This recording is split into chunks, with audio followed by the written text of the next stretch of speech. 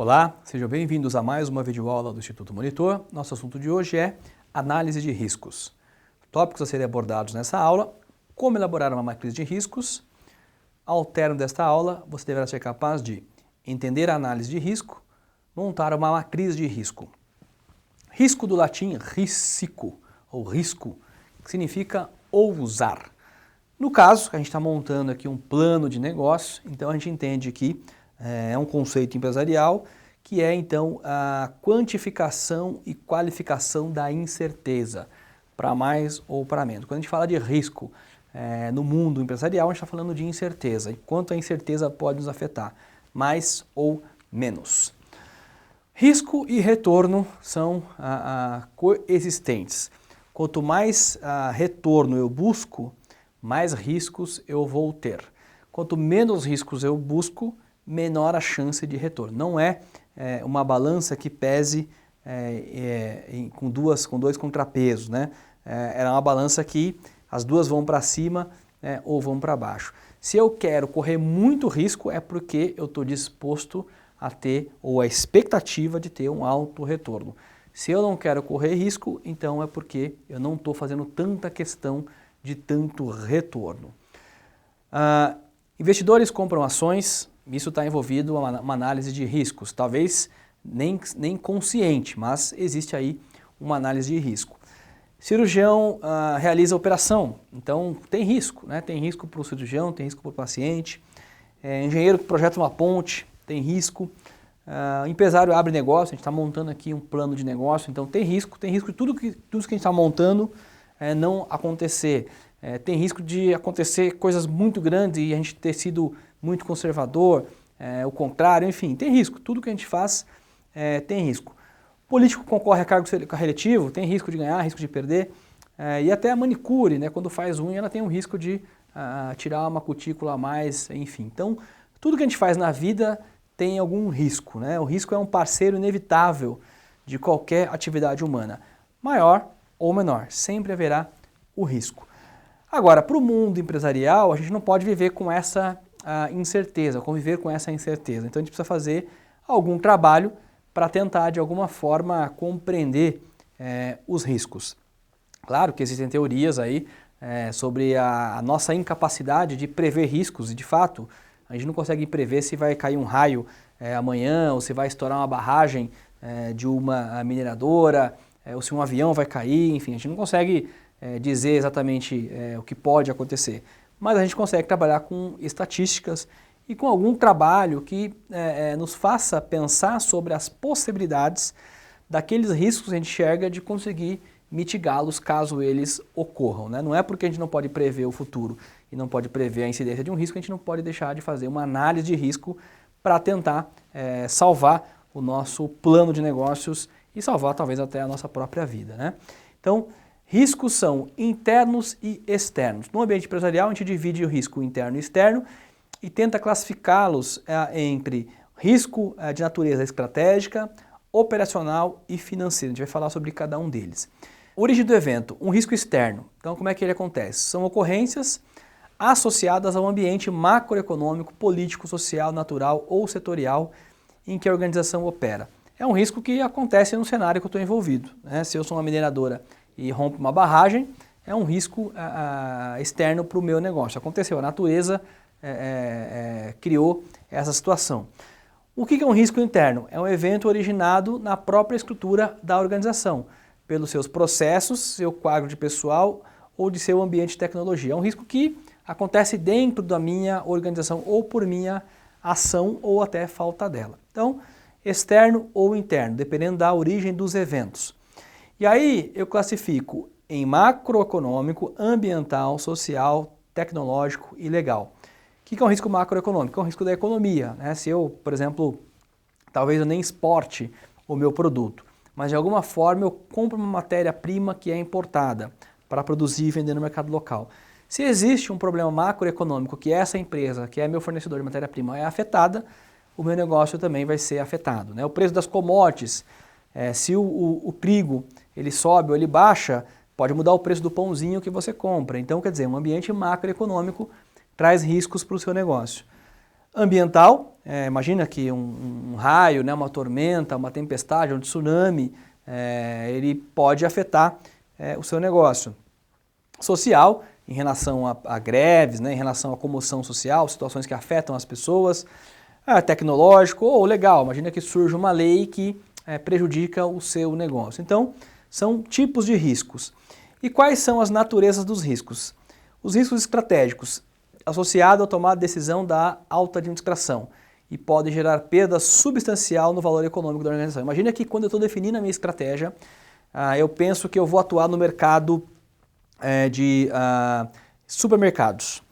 E aí eu decido abrir 5 novas grandes lojas em 5 grandes cidades. Mas o mercado daqui a pouco diz que as pessoas estão preferindo comprar nas lojas de conveniência, que sem um atendimento melhor, estão mais perto da sua própria casa, elas não querem se deslocar no final de semana para fazer compra.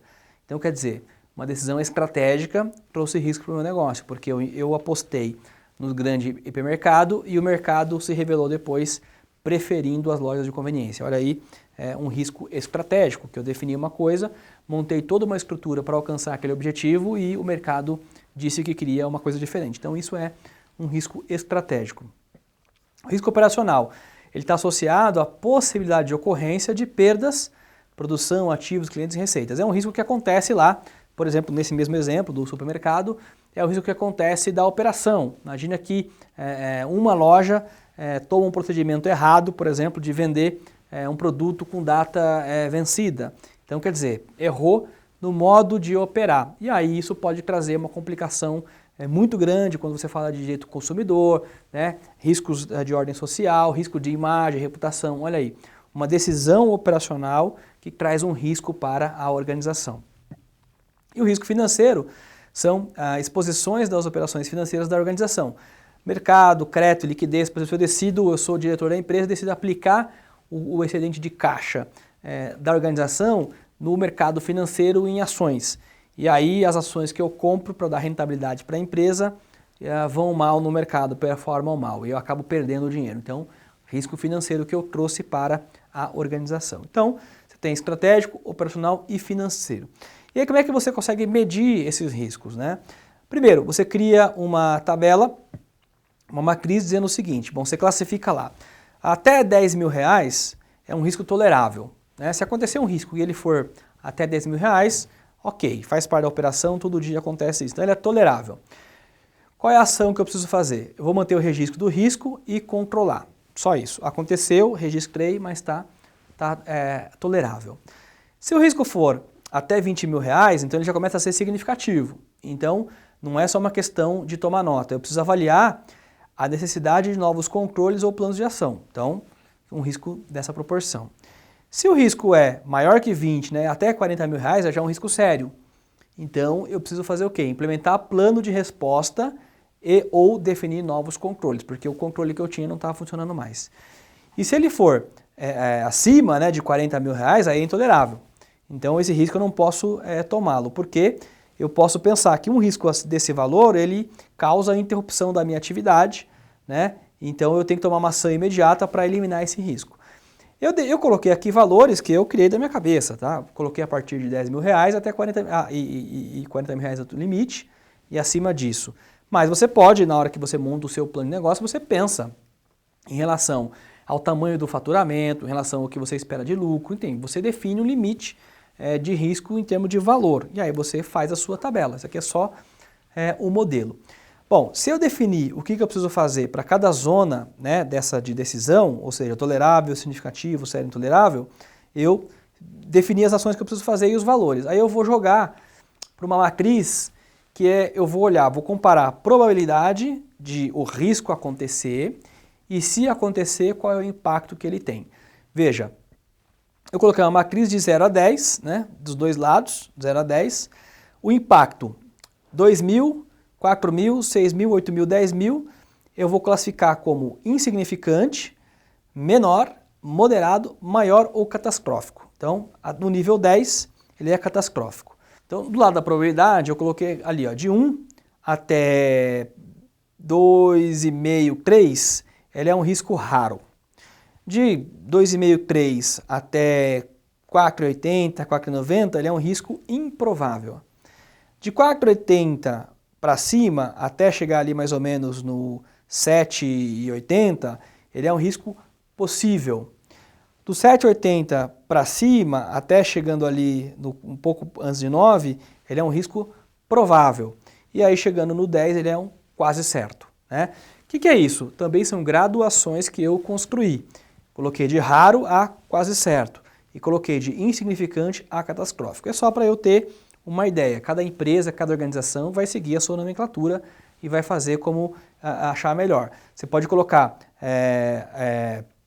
o risco como sendo provável, possível, remoto, são 3 classificações, e o impacto pequeno, médio e grande. Então, é uma forma simples de fazer também. Eu só quis graduar aqui para você perceber as possibilidades de range.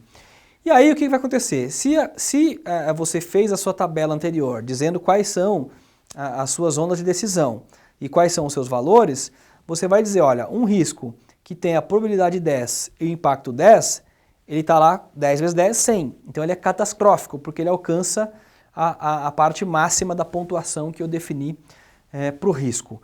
Um risco que é probabilidade 1 e impacto 2, ele é 2, ele está na zona verde. Então a zona verde é uma zona que eu consigo aceitar como tolerável, né? A zona amarela, que é o significativo, ela vai ali ó, do 18 até ali alguma coisa como 10. Então a zona amarela. A zona laranja, ela é o quê? Sério, porque ela está marcando ali do 20 até o 30 mais ou menos, até o 36 ali, ó, passando ali quase perto do 40.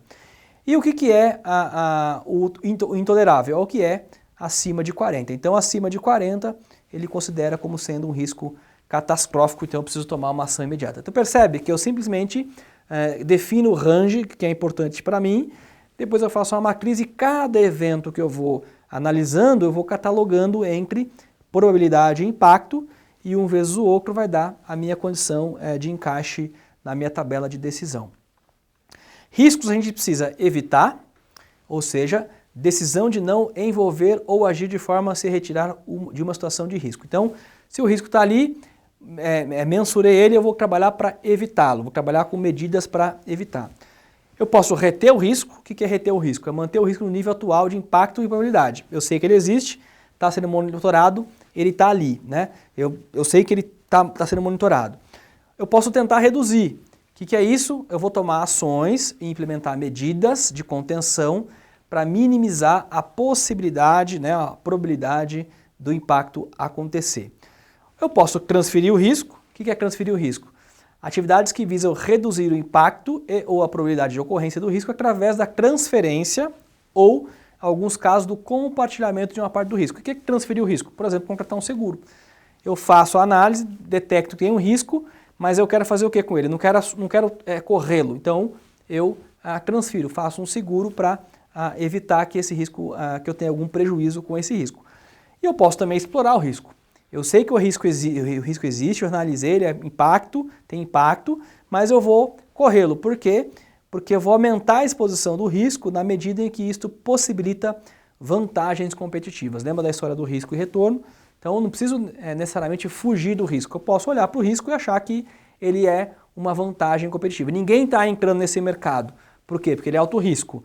Até que ponto eu consigo correr esse risco no meu negócio? Então eu vou explorar o risco como vantagem competitiva. Percebe? A análise do risco vai mostrar isso, que você fez um estudo prévio, conhece os riscos existentes, ou os possíveis, né? Porque pode acontecer um risco que ninguém previa, isso sempre irá acontecer na história, né? Ninguém previa o 11 de setembro, ninguém previa o crash na Bolsa de 87, né? Ou de 1929. Então, as coisas acontecem se ninguém tenha previsto. Mas aquilo que você sabe que existe, você pode fazer um trabalho de análise de risco e decidir se você quer evitar o risco, reter, reduzir ou transferir e explorar o risco.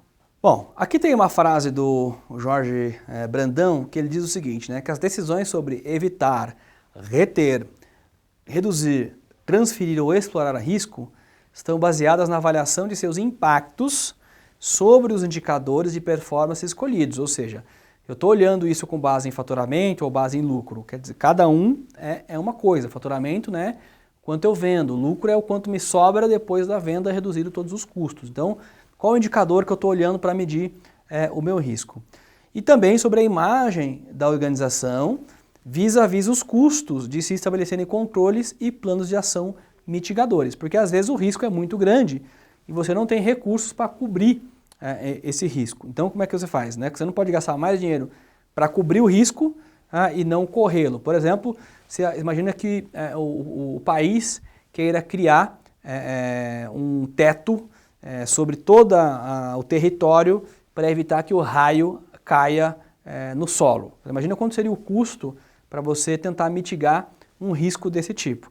Então, por que você não constrói um teto para mitigar a possibilidade de um raio cair no solo? Porque o custo é gigantesco. Então, tem situações onde você precisa correr o risco porque o custo de controlá-lo é exorbitante. Então, o importante é que se documente que tais riscos têm as determinadas ações, que você fez uma análise do risco que pode acontecer no seu negócio, e aqueles riscos que são riscos de natureza, que você não controla, você não tem muito o que fazer. Então é importante que você tenha essa percepção de riscos que você pode ou não controlar. E principalmente que você tenha um inventário dos riscos possíveis que foram analisados para o seu negócio. Porque todo negócio vai ter o seu tipo de risco. Desde uma manicure ao investidor no mercado de ações, todo mundo tem risco. Bom, e aí, o que é o risco inerente e o que é o risco residual? O risco inerente é o risco natural, é o risco, é simplesmente o que pode acontecer. Se eu não fizer nada, tudo que aconteceu foi risco inerente. Agora, se eu trabalhar com medidas de contenção, com mitigação, retenção, transferência, enfim, aí eu trabalho com a ideia de risco residual. O que é isso? É o risco que sobra depois de eu ter tomado alguma ação mitigadora. Então o risco era 100, mas eu contratei um seguro exemplo, o risco era 100, eu contratei um seguro de parte do risco e a outra parte eu criei um controle de precaução. De modo que hoje o risco que era 100, se acontecer ele não vai ser mais 100, ele vai ser 10. E 10 é tolerável dentro da minha matriz. Então isso é o risco residual, que é o resultante do processo de tomada de ações e aplicação das melhores medidas de contenção e controles internos ou da resposta da organização ao risco. Ou seja, tudo que eu fiz para conter, diminuir, transferir o risco, o que sobrou ainda é risco residual. E veja que é muito mais interessante você ter um risco residual, que está ali controlado, mitigado, do que simplesmente o risco inerente e não ter tomado nenhuma ação. Fazer uma análise de risco e não tomar nenhuma ação é praticamente dar um tiro no pé, porque você levantou o risco possível e agora a resposta é o que você vai fazer caso ele aconteça. Então, risco inerente é o risco que acontece. As medidas que eu tomo fazem reduzir o risco, vira risco inerente. E aí eu deixei aqui para vocês pesquisarem sobre orientação para a gerenciamento de riscos, tem o manual do IBGC, que é o Instituto Brasileiro de Governança Corporativa. Tem lá o guia de orientação dos riscos, que é bem legal e tem bastante conteúdo para você pesquisar tipos de risco e medidas de controle e mitigação. Chegamos ao final de mais uma videoaula do Instituto Monitor sobre análise de riscos. Espero que tenham gostado. Não esqueçam de frequentar nossas redes sociais. Até lá!